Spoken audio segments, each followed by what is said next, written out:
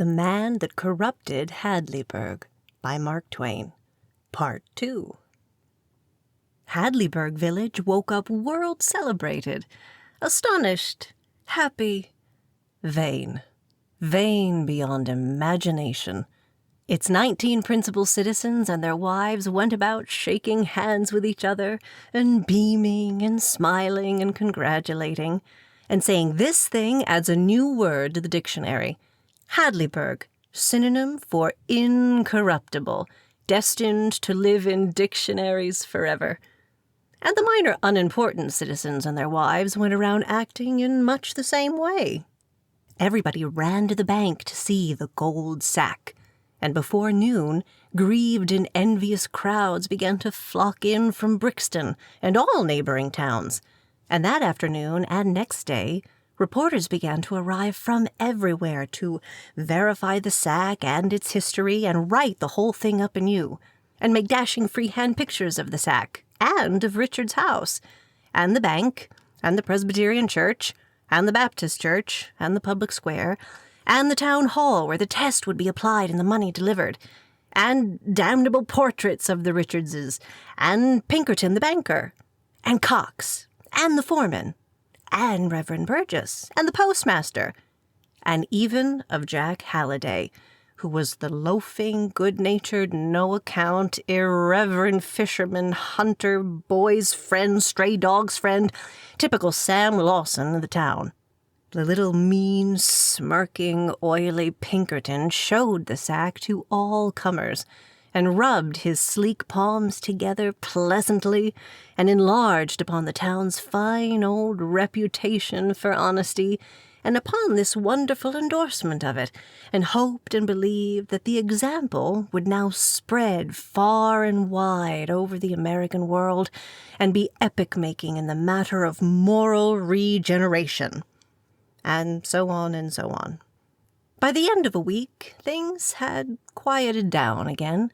The wild intoxication of pride and joy had sobered to a soft, sweet, silent delight, a sort of deep, nameless, unutterable content. All faces bore a look of peaceful, holy happiness. Then a change came. It was a gradual change, so gradual that its beginnings were hardly noticed. Maybe were not noticed at all, except by Jack Halliday, who always noticed everything, and always made fun of it, too, no matter what it was. He began to throw out chaffing remarks about people not looking quite so happy as they did a day or two ago, and next he claimed that the new aspect was deepening to positive sadness. Next, that it was taking on a sick look. And finally, he said that everybody was become so moody, thoughtful, and absent-minded that he could rob the meanest man in town of a cent out of the bottom of his breeches pocket and not disturb his reverie. At this stage, or at about this stage, a saying like this was dropped at bedtime, with a sigh, usually, by the head of each of the 19 principal households. Ah, what could have been the remark that Goodson made? And straightway, with a shudder, came this from the man's wife. "Oh, don't. What horrible thing are you mulling in your mind? Put it away from you, for God's sake." But that question was wrung from those men again the next night, and got the same retort, but weaker. And the third night the men uttered the question yet again, with anguish and absently. This time, and the following night, the wives fidgeted feebly, and tried to say something, but didn't. And the night after that, they found their tongues, and responded longingly. "Oh, if we could only guess." Halliday's comments grew daily more and more sparklingly disagreeable and disparaging. He went diligently about, laughing at the town, individually and in mass. But his laugh was the only one left in the village. It fell upon a hollow and mournful vacancy and emptiness. Not even a smile was findable anywhere. Halliday carried a cigar box around on a tripod, playing that it was a camera, and halted all passers and aimed the thing and said, "Ready! Now look pleasant, please." But not even this capital joke could surprise the dreary faces into any softening. So, 3 weeks passed. 1 week was left. It was Saturday evening, after supper. Instead of the aforetime Saturday evening flutter and bustle and shopping and larking, the streets were empty and desolate. Richards and his old wife sat apart in their little parlor, miserable and thinking. This was become their evening habit now, the lifelong habit which had preceded it of reading, knitting, and contented chat, or receiving or paying neighborly calls, was dead and gone and forgotten ages ago. 2 or 3 weeks ago. Nobody talked now. Nobody read. Nobody visited. The whole village sat at home, sighing, worrying, silent, trying to guess out that remark. The postman left a letter. Richards glanced listlessly at the superscription and the postmark, unfamiliar, both, and tossed the letter on the table and resumed his might-have-beens and his hopeless, dull miseries where he had left them off. 2 or 3 hours later, his wife got wearily up and was going away to bed without a good night. Custom, now. But she stopped near the letter and eyed it a while with a dead interest, then broke it open and began to skim over it.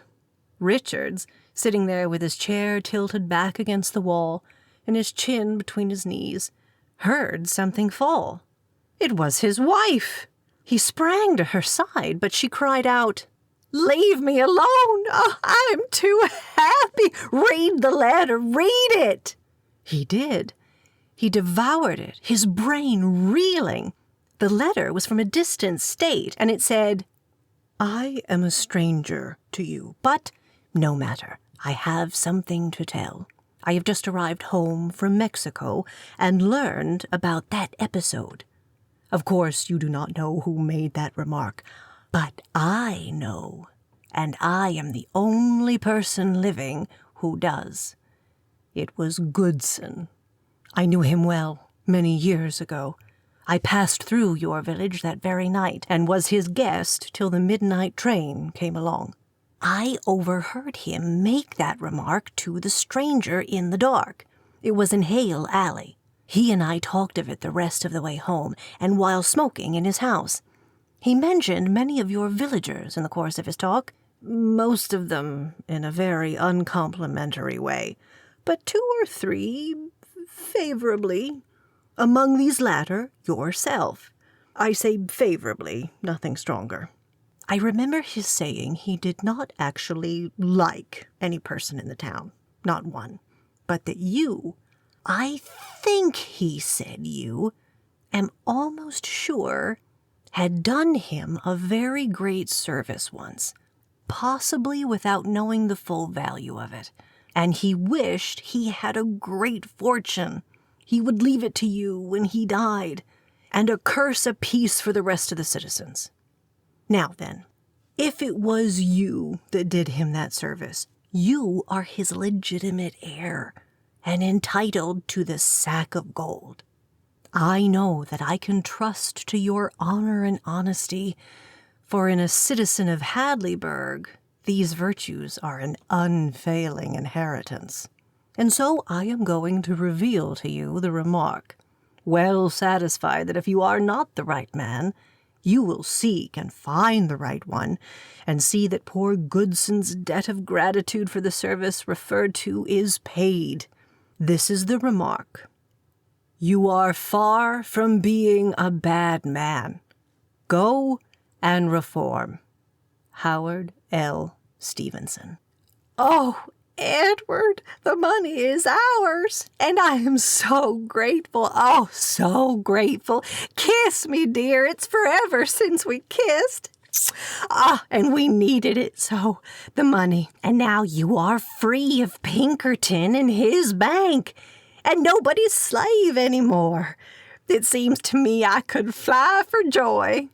It was a happy half-hour that the couple spent there on the settee, caressing each other. It was the old days come again, days that had begun with their courtship and lasted without a break till the stranger brought the deadly money. By and by, the wife said, "Oh, Edward, how lucky it was you did him that grand service. Poor Goodson. I never liked him, but I love him now. And it was fine and beautiful of you never to mention it or brag about it." Then, with a touch of reproach, "But you ought to have told me, Edward. You ought to have told your wife, you know." Well, Mary, you see—" "Now stop hemming and hawing and tell me about it, Edward. I always loved you, and now I'm proud of you. Everybody believes there was only one good, generous soul in this village, and now it turns out that you— Edward, why don't you tell me?" "Why, Mary, I can't." "You can't? Why can't you?" "You see, he made me promise I wouldn't." The wife looked him over and said very slowly, "Made you promise? Edward, what do you tell me that for? Mary, do you think I would lie?" She was troubled and silent for a moment. Then she laid her hand within his and said, No. We have wandered far enough from our bearings. God spare us that. In all your life you have never uttered a lie. But now that the foundations of things seem to be crumbling from under us, we— She lost her voice for a moment, and then said brokenly, "Lead us not into temptation. I think you made the promise, Edward. Let it rest so. Let us keep away from that ground. Now, that is all gone by. Let us be happy again. It is no time for clouds." Edward found it something of an effort to comply, for his mind kept wandering, trying to remember what the service was that he had done for Goodson. The couple lay awake most of the night. Mary, happy and busy. Edward, busy, but not so happy. Mary was planning what she would do with the money. Edward was trying to recall that service. At first, his conscience was sore on account of the lie he had told Mary. If it was a lie, after much reflection, suppose it was a lie. What then? Was it such a great matter? Aren't we always acting lies? Then why not tell them? Look at Mary. Look what she had done. While he was hurrying off on his honest errand, what was she doing? Lamenting because the papers hadn't been destroyed and the money kept. Is theft better than lying? That point lost its sting. The lie dropped into the background and left comfort behind it. The next point came to the front. Had he rendered that service? Well, here was Goodson's own evidence as reported in Stevenson's letter. There could be no better evidence than that. It was even proof that he had rendered it. Of course. So that point was settled. No, not quite. He recalled with a wince that this unknown Mr. Stevenson was just a trifle unsure as to whether the performer of it was Richards or some other. And, oh dear, he had put Richards on his honor. He must himself decide whither that money must go. And Mr. Stevenson was not doubting that if he was the wrong man, he would go honorably and find the right one. Oh, it was odious to put a man in such a situation. Why couldn't Stevenson have left out that doubt? What did he want to intrude that for? Further reflection. How did it happen that Richard's name remained in Stevenson's mind as indicating the right man, and not some other man's name? That looked good. Yes, that looked very good. In fact, it went on looking better and better straight along, until, by and by, it grew into positive proof. And then Richards put the matter at once out of his mind, for he had a private instinct that a proof once established is better left so. He was feeling reasonably comfortable now. But there was still one other detail that kept pushing itself on his notice. Of course he had done that service, that was settled. But what was that service? He must recall it. He would not go to sleep till he had recalled it. It would make his peace of mind perfect. And so he thought and thought. He thought of a dozen things, possible services, even probable services, but none of them seemed adequate. None of them seemed large enough. None of them seemed worth the money, worth the fortune Goodson had wished he could leave in his will. And besides, he couldn't remember having done them anyway. Now then, what kind of a service would it be that would make a man so inordinately grateful? Ah, the saving of his soul. That must be it.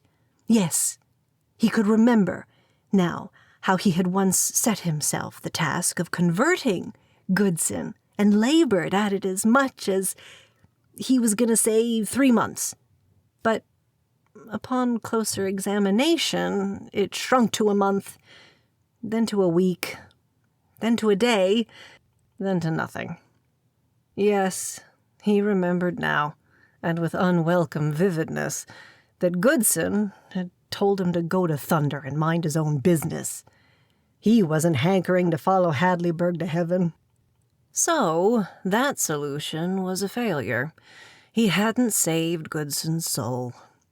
Richards was discouraged. Then, after a little, came another idea. Had he saved Goodson's property? No, that wouldn't do. He hadn't any. His life? That is it, of course.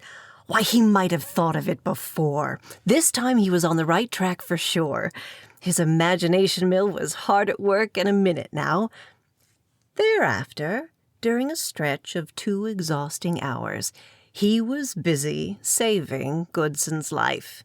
He saved it in all kinds of difficult and perilous ways. In every case, he got it saved satisfactorily up to a certain point. Then, just as he was beginning to get well persuaded that it had really happened, a troublesome detail would turn up, which made the whole thing impossible. As in the matter of drowning, for instance.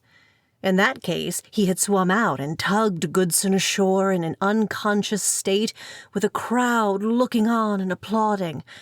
But when he had got it all thought out and was just beginning to remember all about it, a whole swarm of disqualifying details arrived on the ground.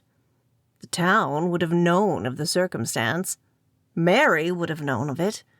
It would glare like a limelight in his own memory instead of being an inconspicuous service which he had possibly rendered, quote, without knowing its full value, end quote. And at this point he remembered that he couldn't swim anyway. That same Saturday evening, the postman had delivered a letter to each of the other principal citizens. 19 letters in all. No 2 of the envelopes were alike, and no 2 of the superscriptions were in the same hand, but the letters inside were just like each other in every detail but one. They were exact copies of the letter received by Richards, handwriting and all, and were all signed by Stevenson, but in place of Richard's name, each receiver's own name appeared. All night long, 18 principal citizens did what their caste-brother Richards was doing at the same time. They put in their energies trying to remember what notable service it was that they had unconsciously done Barclay Goodson. In no case was it a holiday job. Still, they succeeded. And while they were at this work, which was difficult. Their wives put in the night spending the money, which was easy. During that one night, the 19 wives spent an average of $7,000 each out of the $40,000 in the sack, $133,000 together.